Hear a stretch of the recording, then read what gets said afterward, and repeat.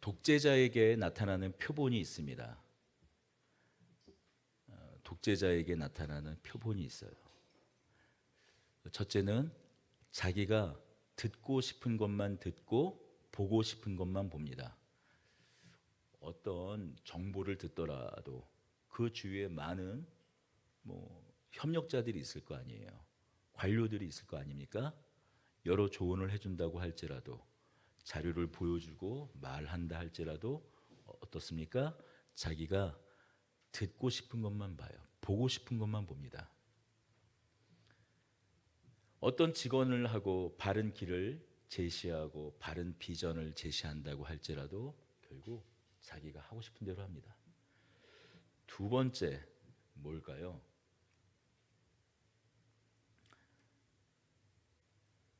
거기에 포악하기까지 합니다.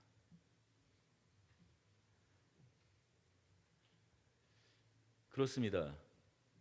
자기 듣고 싶은 것만 듣고 보고 싶은 것만 보고 자기 하고 싶은 것만 하고 거기에 포악하기까지 한 이 세 박자가 딱 들어맞는다면 보통 그런 사람들을, 그런 지도자를 어떤 사람이라고 말합니까?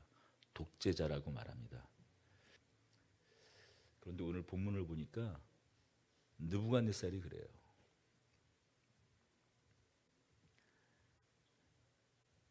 이 장의 내용이 무엇입니까? 다니엘이 느부갓네살이 꾼 꿈의 내용도 말합니다. 내가 꾼 꿈이 이런 꿈이야 그걸 말해준 것이 아니라 느부갓네살이 아예 처음부터 뭐부터 알아맞히라고 그러죠? 내가 꾼 꿈의 내용부터 말하라고 말하죠. 거기에 해석까지 해줍니다. 머리는 금이요, 가슴과 팔은 뭐였죠? 은이요. 배는 노시요. 허벅지부터 종아리 정도까지죠. 그것은 쇠요. 또 다리에 얼마, 이 발에 얼마가는 쇠요. 그 얼마가는 뭐라고 말했죠? 진흙이다. 왕은 바로 그 머리인 금에 해당한다라고 얘기합니다. 이후의 나라는 왕의 나라 갖지 못할 것이라는 말도 하죠. 다니엘의 해석이 다만 그것뿐이었을까요? 아니죠. 마지막에 말한 것에 그 모든 나라의 결국이 드러납니다. 그 모든 나라는 다 흩어져 버리고 하나님께서 세우시는 나라만 영영이 설 것이다라고 말해요. 우리는 그 나라가 어떤 나라인지 잘 알고 있습니다. 하나님 나라, 예수 그리스도의 나라, 우리 구주의 나라, 바로 그 나라 아닙니까? 이미 예수님의 그 십자가에서, 그 부활에서 예수님의 그 오심으로 시작이 되었고 아직 완전히 이루어지진 않았으나 예수님께서 다시 오시는 그날에 완전히 또한 온전히 완성되고 이루어질 그 나라, 하나님 나라 아닙니까? 또 핵심은 어디 있을까요? 2장 37절입니다. 왕의 왕은 여러 왕들 중에 왕이시라 하늘의 하나님이 나라와 권세와 능력과 영광을 왕에게 주셨고, 느부갓네살 왕을 금으로 하고 그 이후에 어떤 제국도 왕의 나라만 갖지 못하게 한 그 현실은 누가 만들어낸 현실이고 그 나라는 누가 허락하셨다고 말하는 거죠? 허락하셨다라는 표현은 좀 그러네요. 이 본문의 말씀처럼 넘겨주셨다. 누구십니까? 하나님이시라고 말씀하셨어요. 하나님이세요. 왜요? 먼저는 이스라엘 백성들을 징계하고 유다 백성들을 징계하고 하나님을 떠난 유다 백성들을 먼저는 징계하고 그리고 더 포악한 그 이방 나라들을 심판하는 도구로서 누구를 세웠다라는 거예요. 왕을 세우고 바벨론이라는 나라를 그렇게 사용하셨다라는 거예요. 금과 같은 당신의 나라도 하나님께서 잠시 그렇게 넘겨주신 것에 불과하고 결국 인간의 모든 나라는 다 사라지고 하나님 나라만 영원히 설 테이니 당신은 그 앞에서 겸손하라는 것이 바로 다니엘의 메시지 아닙니까? 다니엘의 해석 아닙니까? 거기에 느부갓네살은 절했어요. 47절입니다. 46절이죠. 2장. 이에 느부갓네살 왕이 엎드려 다니엘에게 절하고 명하여 예물과 향품을 그에게 주게 하니라. 왕이 대답하여 다니엘에게 이르되 너희 하나님은 참으로 모든 신들의 신이시요 모든 왕의 주제시로다. 다니엘에게 절을 합니다. 다니엘에게 절한 것이 아니라 하나님에게 절한 것이겠죠. 그런데 지금 오늘 3장 1절에는 그렇게 하나님을 높였던 느부갓네살이 뭐를 합니까? 느부갓네살 왕이 금으로 신상을 만들었으니 높이는 60규빗이요 너비는 6규빗이라. 60규빗이면 보통 규빗이 이 팔꿈치에서 손 가운데 손가락 끝까지의 거리, 평균적인 거리를 한 규빗이라고 하거든요. 보통 45cm쯤 됩니다. 계산해 보면 27m예요. 27m면 어느 정도 높이냐면 딱 저희 건물 정도 높이입니다. 보통 한 층을 뭐 3m 정도 잡는다면 7층 높이죠. 보통 이 근처 상가들의 높이는 7층 3.3m 정도를 잡는다면 한 5층 정도 높입니다. 상당히 큰, 당시로서는 상당히 큰 신상을 만드는 거죠. 거대한 신상을 만든 겁니다. 역사상 많은 황제들이 신상을 세웠어요. 예수님이 태어나신 그 주 50년경에 로마 왕제 칼리굴라도 자신의 동상을 세웠습니다. 거기에 절하게 했어요. 그 동상 앞에 숭배하겠습니다. 자신이 곧 살아있는 제우스 그 신의 현현이고 현신이었기 때문이에요. 모든 제국들의 왕들이 기본적으로 그런 생각을 가지고 있었어요. 그래서 많은 왕들이 자신을 상징하는 신상을 세우고 그 앞에서 절하고 경배하겠습니다.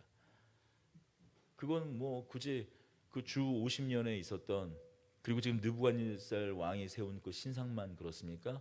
지금 가까운 거리에 파주에서는 얼마 떨어지지도 않은 저 휴전선만 넘어가면 바로 북한 땅에 지금도 신과 같이 추앙받는 김일성, 김정일 그 부자의 신상이 도시마다 곳곳에 세워져 있지 않습니까?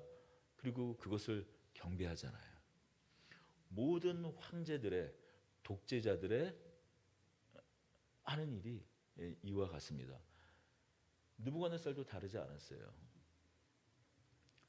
황금 신상을 세웠지만 그 황금 신상은 곧 자기와 동일시 여기고 있습니다.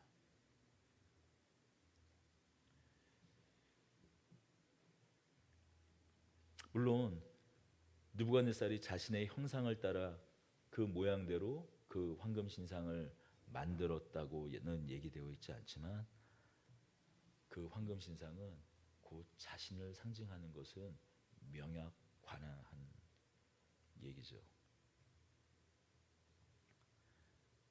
다니엘이 말한 것은 무엇이었죠? 금은 당신을 상징하고 당신의 나라를 상징하지만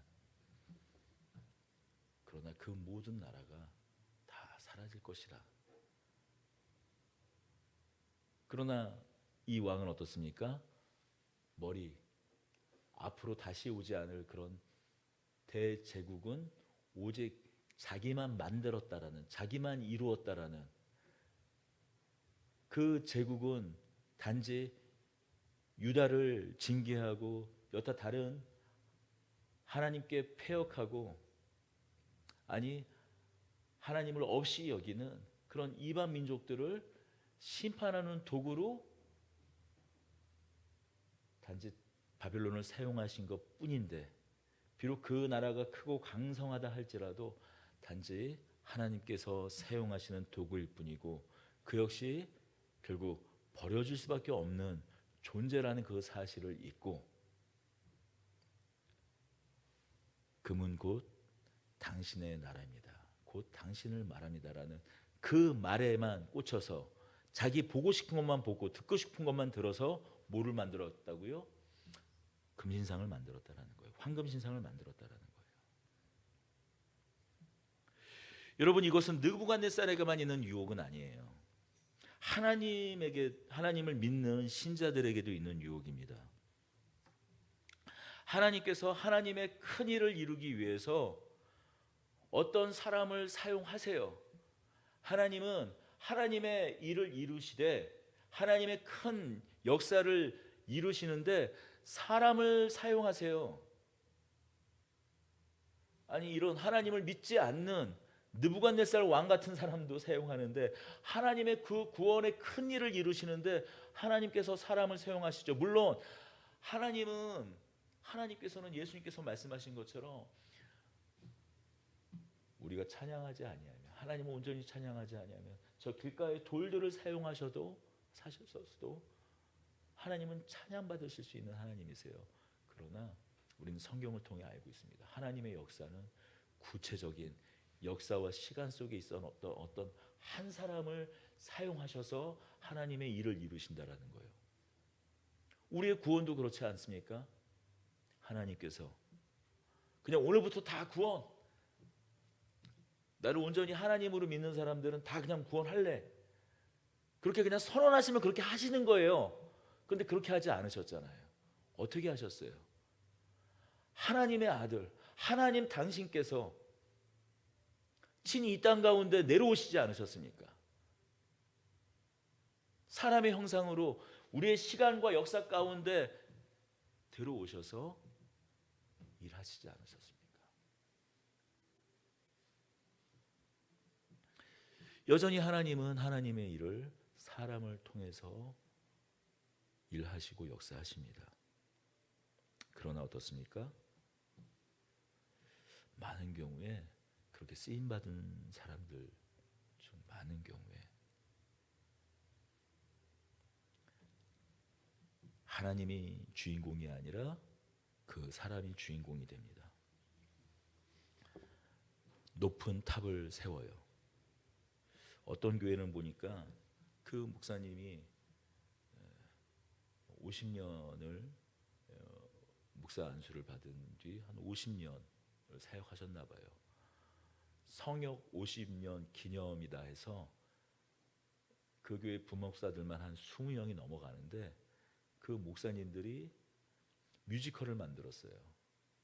그 목사님을 찬양하고 경배하는 뮤지컬을 만들어서 그걸 예배 시간에 성역 50년 50주년 기념 예배다 해서 그걸 뮤지컬을 만들어서 그 목사님이 어렸을 때 종치는 것부터 시작했던 그 이야기로 해서 큰 그 명성을 떨친 교회로 명성을 떨친 그 교회로 알려진 그 교회로 성장하는 것을 찬양하는 내용의 뮤지컬을 만들어서 공연을 했더라고요. 여러분,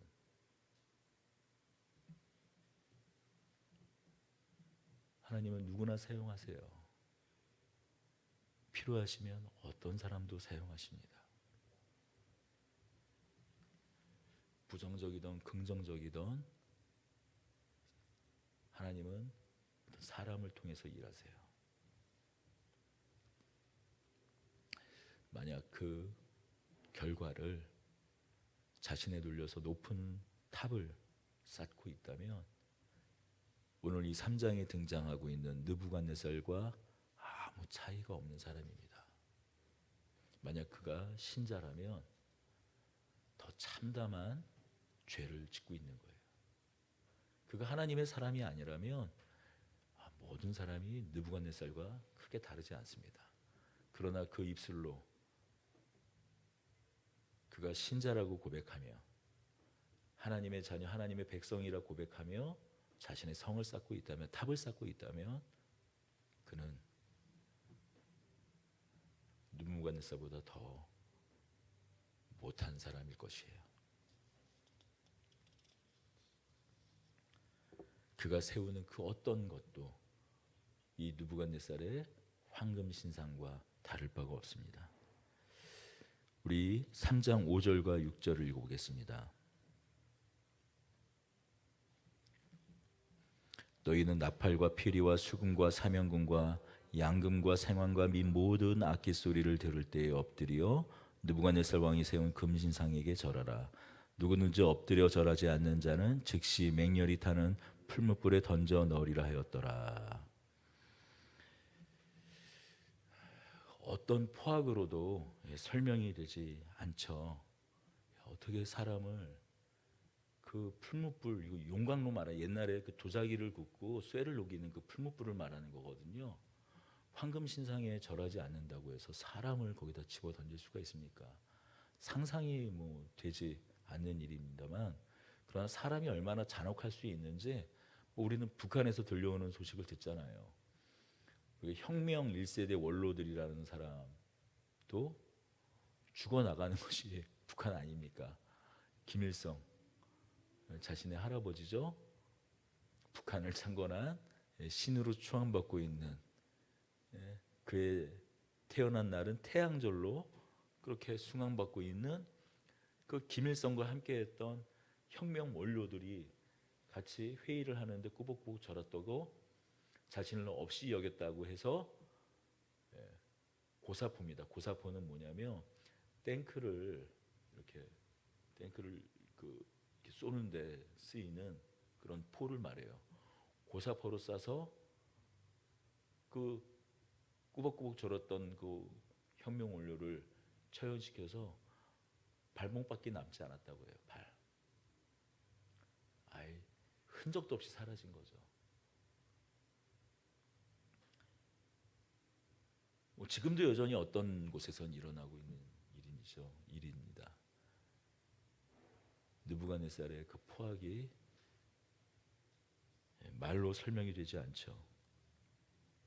이 명령 앞에 왕국의 모든 백성, 다른 말을 하는 사람들, 곧 식민지의 모든 백성까지 절했다고 말합니다. 단 3명만 빼놓고요. 누구죠? 우리가 본문에서 읽었듯이 유다 사람 사드락과 메삭과 아벳느고입니다. 우리 8절부터 12절 우리 다시 한번 읽어보십시다. 같이 읽겠습니다. 그때에 어떤 갈대아 사람들이 나와 유다 사람을 참소하니라. 그들이 느부갓네살 왕에게 이르되 왕이여 만수무강하소서. 왕이여 왕이 명령을 내리사 모든 사람이 나팔과 피리와 수금과 사명금과 양금과 생원과 및 모든 악기 소리를 듣거든 엎드려 금신상에게 절할지라. 누구든지 엎드려 절하지 아니하는 자는 맹렬히 타는 풀무불 가운데 던져 넣음을 당하리라 하지 아니하셨나이까. 이제 몇 유다 사람 사드락과 메삭과 아벳느고는 왕이 세워 바벨론 지방을 다스리게 하신 자이거늘 왕이여 이 사람들이 왕을 높이지 아니하며 왕의 신상을 섬기지 아니하며 왕이 세우신 금 신상에 절하지도 아니하나이다. 신분이 높아지면 시기와 질시를 받게 되죠. 그 높은 신분과 지위를 가진 사람이 자신의 동족도 아니고 만약 포로로 끌려온 그런 민족이라면 그 시기와 질시는 아마 더할 거예요. 아마도 이 다니엘의 천고로 지방 장관이 된, 오늘날로 말하면 도지사, 경기도지사, 경남도지사, 그런 도지사를 말하는 거죠. 땅덩어리가 바벨론만 하더라도 지중해 인근부터 시작해서 오늘날로 따지면 그냥 이스라엘이죠. 그 이스라엘, 시리아 거기부터 시작해서 거의 인도 접경까지가 그들이 다스리는 땅이니까, 그러니 말이 지방 장관이지 조그만 도 하나를 다스리는 게 아니라 한 국가, 한 나라, 한 민족이 거주하던 한 지역을 다스리는 그런 총독급인 거예요.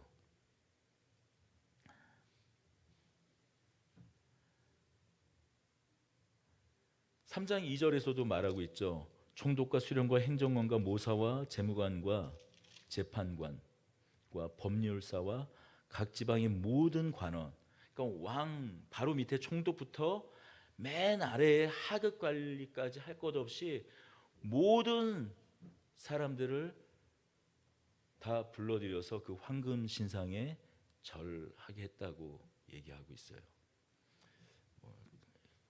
이런 생각도 들더라고요. 야, 그러면 다 그 관리들을 다 오면은 거긴 누가 지금 지키고 있냐? 그 먼 데까지. 뭐 그런 생각하니까 필요한 최소의 어떤 그 행정 인력들은 다 남겨뒀겠죠. 아무튼 거의 모든 과장법을 사용해서 이 말을 본다고 할지라도 거의 모든 관리들을 다 불러들여서 그 황금 신상에 절하게 했어요.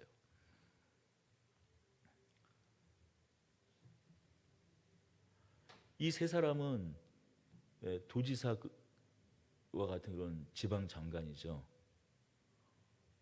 절을 그런 높은 직급의 사람이 안 하고 있다? 그럼 눈에 띄겠습니까? 안 띄겠습니까? 가뜩이나 저 세 사람을 끌어내리려고 다 벼르고 있을 텐데, 아니 황금 신상에 절하지 않으면 풀무불에 던져 죽이겠다라고 왕이 명령하고 있는데 그 명령에 순종하고 있지 않는 그걸 누군가 본다면, 원래 그 땅을 살던 그 갈대아 사람들이 본다면 그냥 놔두겠습니까? 참소하죠. 고발하죠. 여러분, 지위가 높아지면 좋던 싫던 다 노출이 되게 돼 있어요.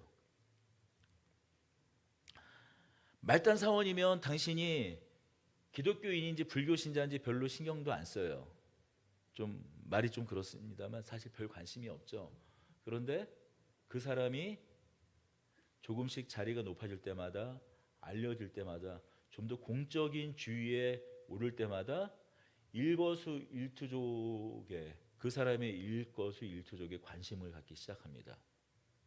여러분, 인기 유명인들 다음이라든지 네이버에 그 사람의 실명을 하면 그 사람이 어느 몇 살이고 어느 학교를 나왔고 그런 것들이 다 정보가 뜨잖아요. 프로필이 소속사는 어디고 아니면 다니는 직장은 어디고 다 나오지 않습니까? 거기 보면 모두 나오죠. 그의 종교도 나와요.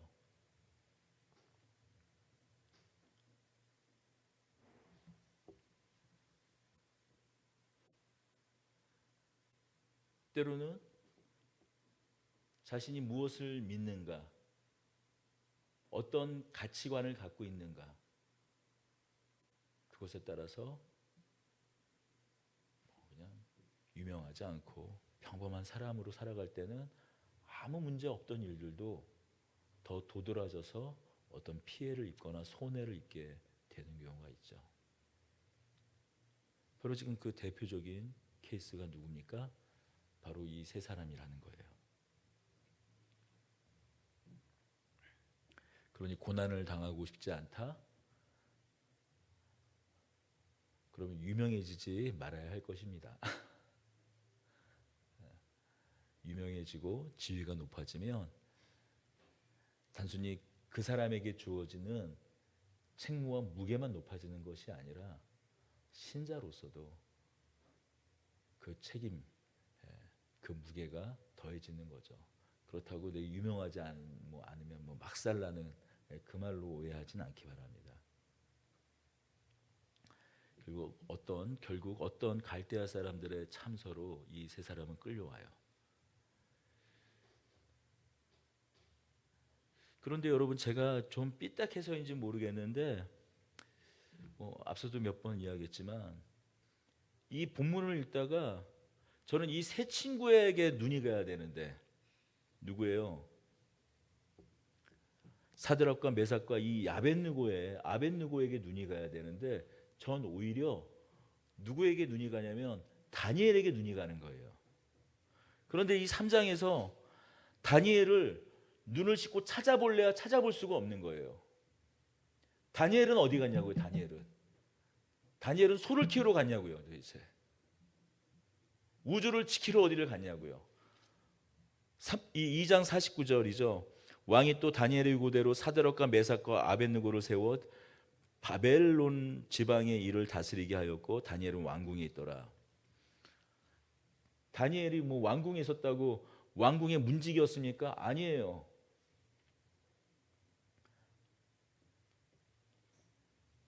왕 밑에 그 신하들 중에 가장 높은 지위를 차지하고 있었어요. 그렇다면 우리가 앞서 살펴봤지만 그 낙성식에 참석해야 되는 대상은 누굽니까? 총독과 수령과 행정관과 모사와 재무관과 재판관과 법률사와 각 지방의 모든 관원이었어요. 다니엘은 제외됐을까요? 제외되지 않았을까요? 아니, 왕이 행차해서 그 낙성식을 집전하는데 다니엘이, 그것도 모든 관료 중에 가장 으뜸이라고 말할 수 있는 그 다니엘이 여기서 제외됐을까요? 아니에요. 그럼 이 자리에 누구도 끌려와야 되는 겁니까? 황금신상에 다니엘도 절을 하지 않아서 끌려와야 돼요. 풀무불에 같이 던져져야 돼요. 그런데 그런 구절은 눈으로 찾아볼래도 찾아볼 수가 없죠. 그러면 결론은, 저는 이렇게 결론을 내릴 수밖에 없어요. 다니엘은 절했다. 이걸 이제 피해 가려다 보니까는 근데 저만 이렇게 삐딱했던 게 아니더라고요. 주석을 좀 찾아보니까 역시 해 아래 새로운 건 없구나. 야, 막 열이 막 받아 화가 나가지고 승질이 나가지고 막 이렇게 보는데 해 아래 새로운 것은 없었어요. 이런 삐딱한 시선을 가진 또 믿음의 어떤 선배들이 있었더라고요. 그리고 신학자들이 있었더라고요. 그러니까 이걸 설명을 해야 되잖아요. 이렇게 설명을 합니다. 다니엘의 이야기가 따로 있었고 이 사드락과 메삭과 야벳느고의 이야기가 다 따로 있었던, 다 각각 흩어졌던 얘기들을 다 하나로 편집하다 보니까 이런 논리적인 모순이 일어난다는 거죠. 근데 여러분, 저는 성경을 그렇게 막 짜집기 위해서 만든 책이라고 생각하지 않아요. 그냥 있는 그대로 믿어야죠. 다니엘의 요구대로 다니엘이 천거에서 세 친구가 천거가 된 거예요. 전혀 각각 모르던 소년들이 그렇게 성장해서 다른 지방에서 활약하던 그 내용들을 다 합쳐져서 만든 게 아니라 하나님께서 긴밀하게 그들을 묶어서 사용한 사람들이에요. 좋아요. 절은 하지 않았다고 쳐요. 그럼 최소한 그 친구들을 천거한 다니엘이 뭐를 했어야 됩니까? 구명운동은 했어야죠. 근데 구명운동 했다고 말은 안 하고 있잖아요. 지금 뭐예요? 저는 그냥 감히 이렇게 말하고 싶어요.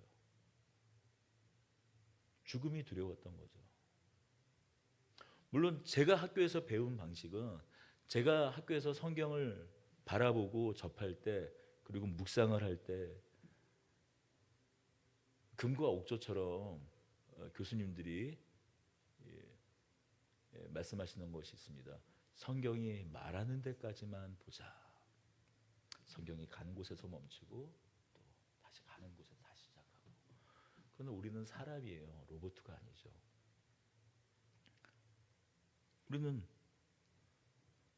전 영화를 찍는다면 이렇게 찍고 싶어요. 이 대목을 나중에 3장이 끝난 그 무렵에 그 다니엘의 세 친구가 풀무불에서 구원받고 그걸 보고 부끄러워하던 다니엘이 어딘가 숨어서 울고 있는 장면을 전 반드시 영화에 집어넣을 겁니다. 누군가 저를 욕하더라도 꼭 넣을 거예요. 다니엘 1장에서부터 저는 이 다니엘을 읽다 보면, 다니엘을 이렇게 계속 읽어가다 보면 많은 숙제를 만나게 된다라고 말씀드렸어요.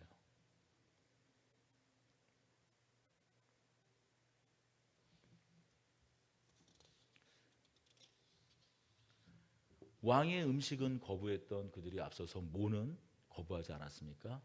창시 계명은 거부하지 않았어요. 다니엘은 우리가 다니엘서지만 계속 우리가 이 성경을 읽을 때 등장하는 이렇게 대목들이 목을 컥컥 넘기게 하는 이 걸리게 하는 대목이 뭡니까? 4장 19절 같은 대목이에요. 벨드사살이라 이름한 다니엘이. 벨드사살은 뭐라는 뜻이었죠? 벨은 벨신을 말하고 드사살. 벨신의 총애를 받는 자, 벨이 아끼는 자, 벨의 충성스러운 종, 그런 뜻을 가지고 있어요. 벨드사살이라는 다니엘이. 계속 성경이 말하고 있는 거. 이 벨드사살이라는 그냥 다니엘, 신앙의 용사 사자굴 속에서 그냥 들어가는 그런 다니엘, 신앙의 용장 이름 앞에 벨드사살이라는 이름을 콕 집어 꼭 쓰고 있다니까요. 이거 자체가 모순이에요. 제가 성경에 있지 않은 그 여백을 자꾸 들춰내서 말하고 있지만 이것은 죄가 아니에요. 우리가 충분히 상상할 수 있는 얘기입니다.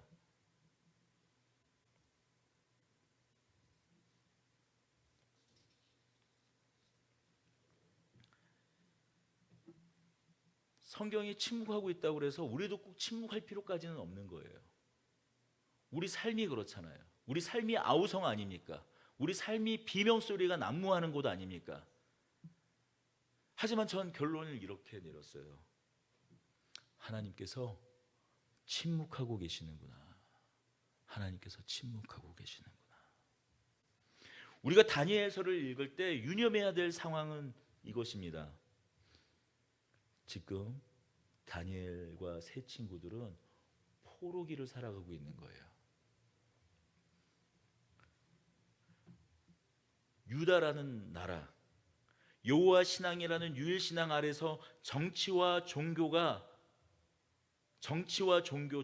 정치가 곧 하나였던 신정일치 사회를 누구도 자신들의 신앙을 방해하지 않는, 그런데 그런 속에서도 우상 숭배를 했죠. 그런 시대를 살아가고 있는 것이 아니라 어디요? 벨신. 이 세 친구들의 이름이 다 그러 아니에요. 아벳느고, 아바드, 섬기다, 느고를 섬기는 사람이라는 얘기예요. 느고신을 섬기다는 사람들이에요. 이 세 사람의 이름들이 다 그런 이름입니다. 메삭은 누가 아쿠와 같으랴, 누가 아쿠신과 같으랴라는 뜻이에요. 이스라엘에서 아벳느고로 이름 바꿨던 누구죠? 누구의 신실한 종이라고 그랬죠. 미사엘이라는 그 이름은 뭐로 바뀌었습니까? 메삭으로 바뀌었죠. 메삭은 앞서 말씀드렸습니다. 누가 아쿠와 같으랴. 다 이렇게 바벨론 신과 관련된 이름으로 다 이렇게 바꿨습니다.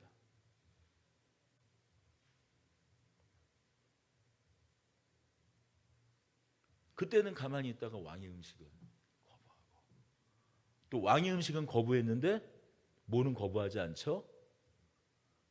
공부는 해요. 공부가 더 참담한 내용이에요.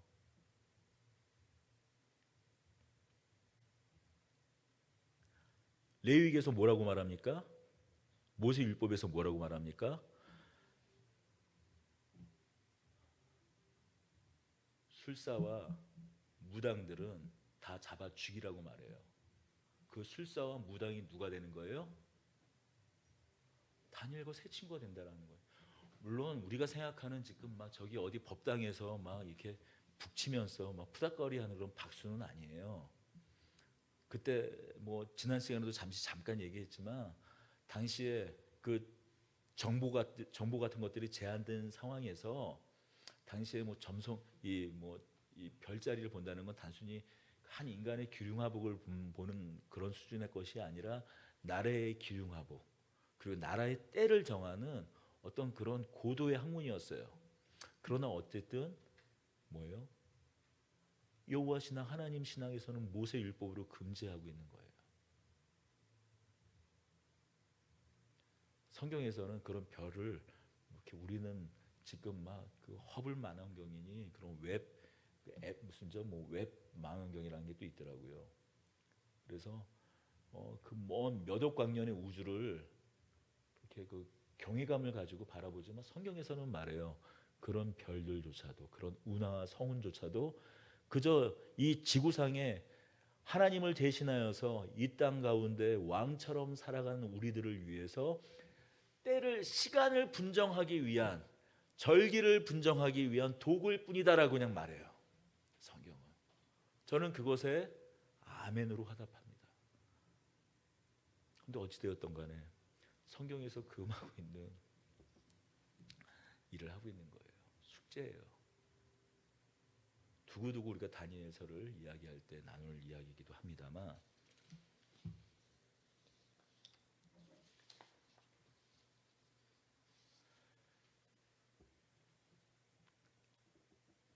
하나님은 침묵하십니다.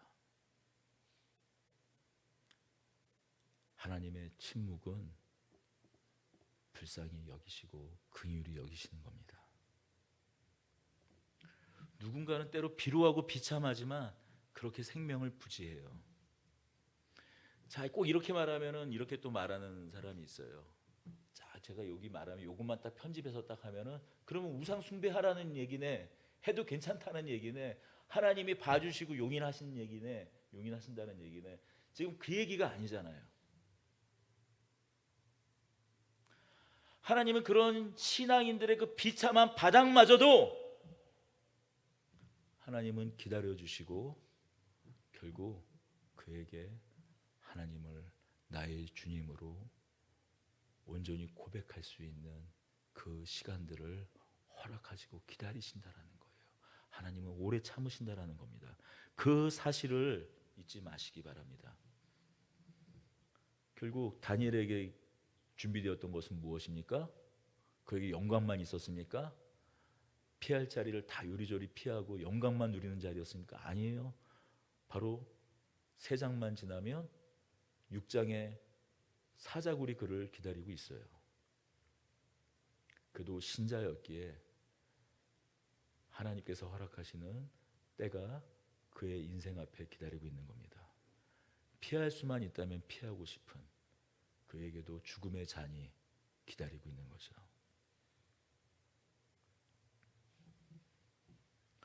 여러분, 우리가 사는 시대도 마찬가지입니다. 하나님은 다니엘에 대해서 침묵하고 계세요. 전 여기서 한 가지 교훈을 얻습니다.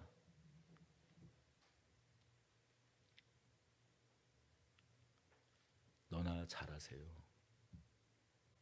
하나님은 지금 어딘가 숨어있는 자기 살 자리만 찾아 침묵하고 있는 그에 대해 함께 침묵해 주시고 오직 누구에게 지금 이 3장에서는 집중하고 계시는 거예요? 하나님 편에 서겠다고 기어이 풀문불까지도 가기를 두려워하지 않고 있는 이 3사람에게 어떤 때는 이름도 바꿨으나 포로로 끌려와 어디도 의지할 데 없는 이 소년들이 바벨론 궁정의 학교에서 살아나 버틸 수밖에 없었지만 끝내 하나님 편에 서야 할 끝에 그 길을 저버리지 않는 이 3사람에게 집중하는 것입니다.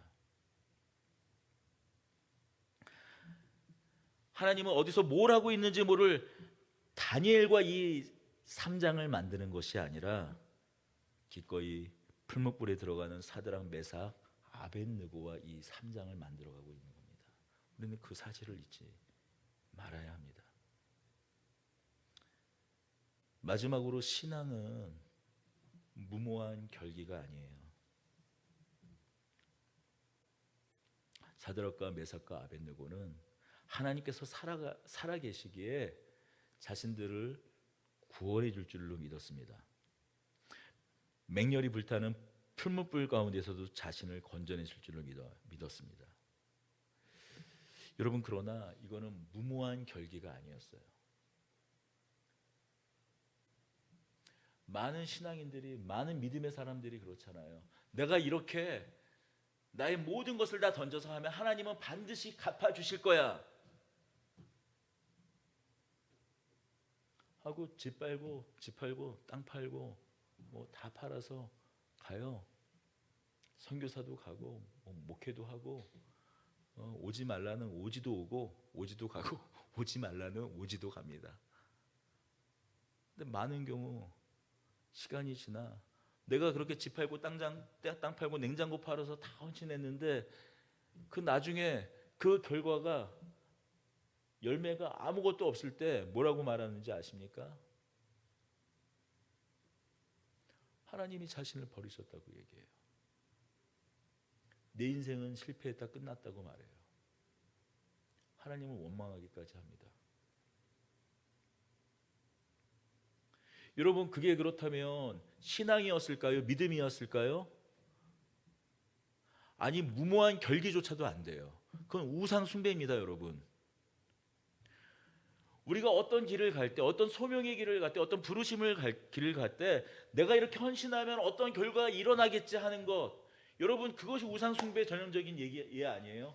내가 신 앞에서, 자신이 믿는 그 신 앞에서 무언가 희생하고 헌신하면 그것에 대한 반대급부를 준다라는 그 기대를 전제로 한 모든 종교 행위가 무엇입니까? 그것이 우상 숭배잖아요. 하지만 이 세 사람은 이렇게 이야기합니다.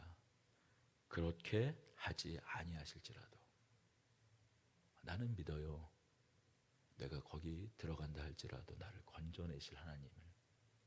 그러나 그렇게 하지 않으실지라도 그 이유를 알 수는 없지만 하나님의 하나님 되심에 아무 문제가 없다라는 거죠. 하나님께서 자신들을 살려줄 줄 믿지만, 구원해 줄 줄 믿지만 자신을 살려내는 방법으로 하나님 당신의 존재를 증명하지 않아도 하나님만이 오직 경배와 찬양받으시기에 합당하신 하나님입니다. 그렇습니다. 그렇게 하지 아니하실지라도가 만약 우리에게 없다면 여러분, 우리의 신앙은 그저 무모한 결기가 됩니다. 아니요, 무모한 결기도 아닌 우상 숭배가 되어버려요.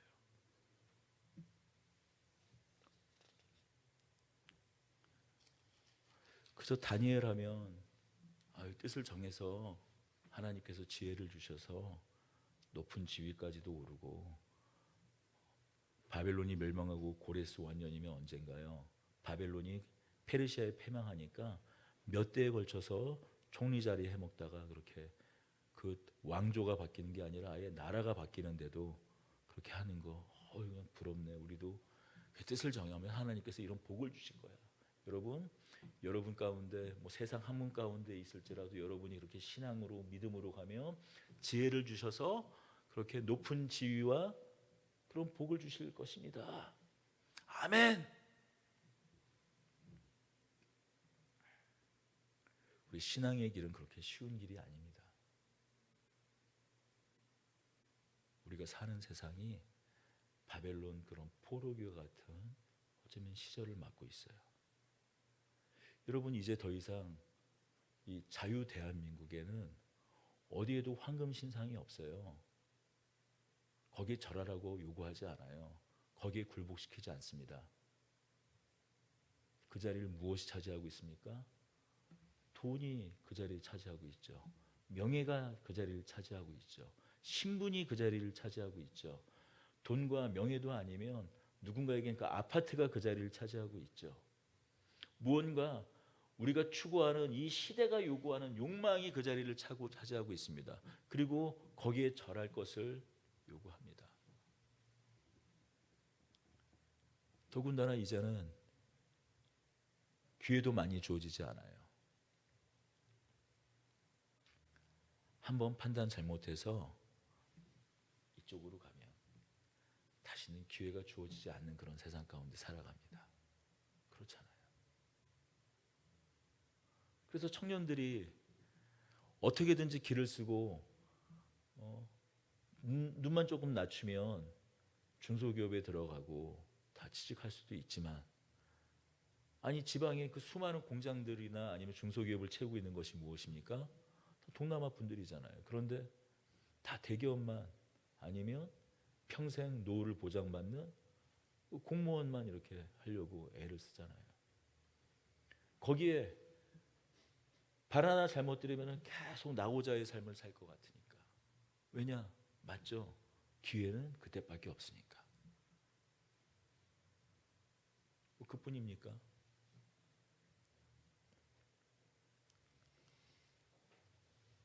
한번 적당한 때에 집을 사지 못하면 평생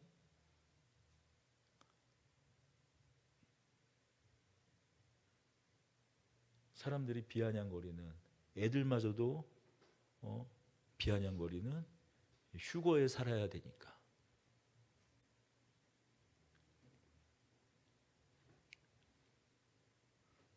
이제 더 이상 우리에게 황금신상은 앞에 서 있지 않지만 무수히 많은 이름을 바꾼 황금신상들이 우리 앞을 가로막고 있어요.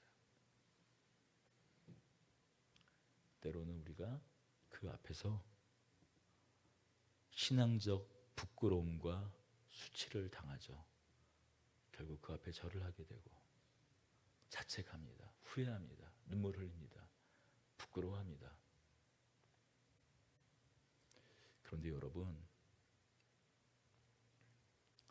그걸 통과한 자들이 이러한 결단의 자리까지도 갈 수 있는 줄로 믿습니다.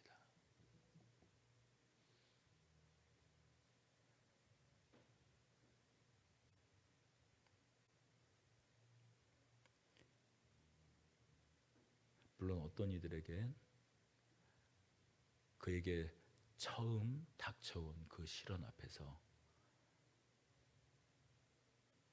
바로 무언가 많은 사람들에게 그렇게 본을 보일 만한 그런 어떤 신앙의 결과물들을 우리에게 보여줄 수 있을지 몰라요.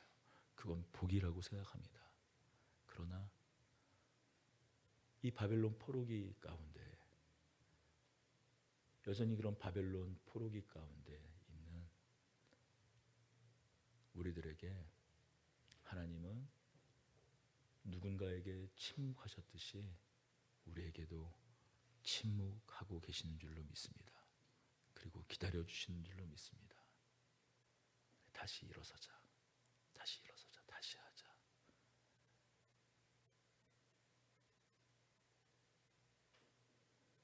그래서 우리는 어디선가 부끄럽게 눈물만 훔치는 것이 아니라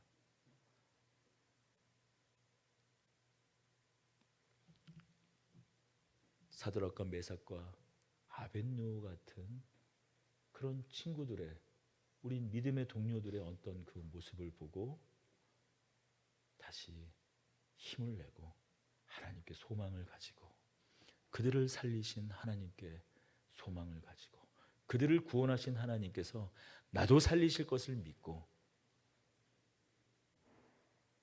여전히 바벨론 포로기와 같은 삶을 살아가고 있는 오늘 다시 소망을 갖고 일어설 수 있는 것입니다. 하나님의 영광을 찬송할 수 있는 것입니다. 기도하십시다. 은혜와 사랑의 주님, 오래 참으시고 기다려주시고 우리 손을 놓지 않는 주님의 이름을 찬송하며 감사드립니다. 매일매일 결단하고 각오하지만 생각처럼 쉽지가 않습니다. 기도할 때는 그렇게 한없이 자신감이 넘치고 큰 소리를 냅니다만 삶이라는 그 거대한 벽 앞에서는 한없이 작아집니다. 그리고 많이 모여 있을 때 목소리를 높입니다. 안전하니까요. 자신의 안전이 확보될 때야만 그렇게 우리는 하나님을 하나님으로 고백하는 것 같습니다.